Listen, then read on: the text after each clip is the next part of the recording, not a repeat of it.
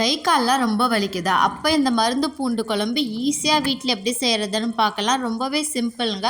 வாரத்துக்கு 2 தடவை எடுத்துக்கிட்டிங்கன்னா கை கால் வலி, உடல் சோர்வு எல்லாமே சரி பண்ணி கொடுக்கும்.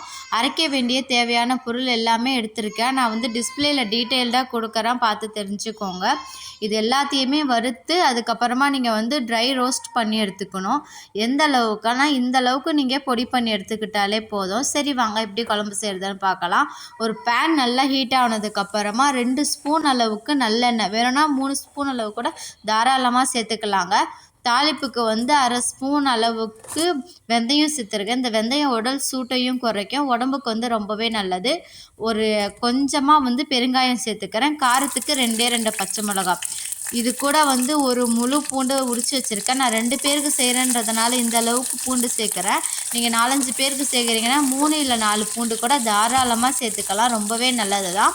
கொஞ்சமாக கருவேப்பிலை, இது கூட கட் பண்ணி வச்சுருக்கிற வெங்காயம் இதையும் சேர்த்து இது ரெண்டுமே கோல்டன் ப்ரௌன் ஆகிற கலருக்கு நல்லாவே வறுத்து விட்டுக்கணுங்க. அதுக்கப்புறம் 1/4 ஸ்பூன் அளவுக்கு மஞ்சத்தூள், 1/4 ஸ்பூன் அளவுக்கு மிளகாய்த்தூள், இது கூட வீட்டில் அரைச்ச குழம்பு மிளகாய்த்தூள் இருக்கு இல்லையா, அது பெரிய ஸ்பூனால் 1 ஸ்பூன் சேர்த்துக்கிறேன். இது எல்லாத்தையுமே சேர்த்து நல்லா வதக்கி விட்டதுக்கப்புறமா ஒரு மீடியம் சைஸ் தக்காளி சேர்த்து அதையும் நல்லா வதக்கி விட்டுக்கோங்க. நீங்கள் தக்காளி சேர்க்கும்போது கூட உப்பு சேர்த்திங்கன்னா தக்காளி சீக்கிரமே உங்களுக்கு வதக்கி கொடுக்கும்.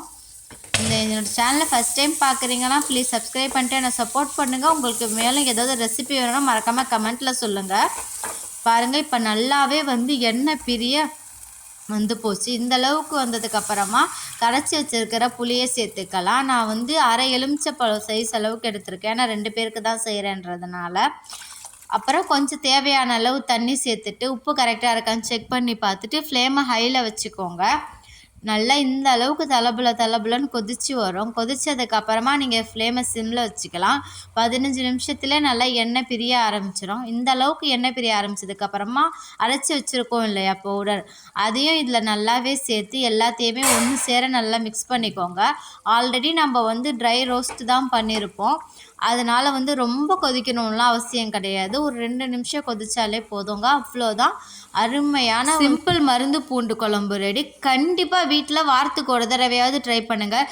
கை கால் வலி இருக்குது, உடம்பெல்லாம் ரொம்ப சோர்வாக இருக்குது அப்படின்னு ஃபீல் பண்ணுறவங்க இதை வச்சு சாப்பிட்டிங்கன்னா உடம்பு ரொம்பவே நல்லா இருக்குது, உடம்புக்கு ஹெல்த்தி கூட. மேலும் உங்களுக்கு வேறு ஏதாவது ரெசிபி வேணும்னா கமெண்ட் பாக்ஸில் கமெண்ட் பண்ணுங்கள், கண்டிப்பாக ட்ரை பண்ணி பார்க்குறேன். தேங்க்ஸ் ஃபார் வாட்சிங்.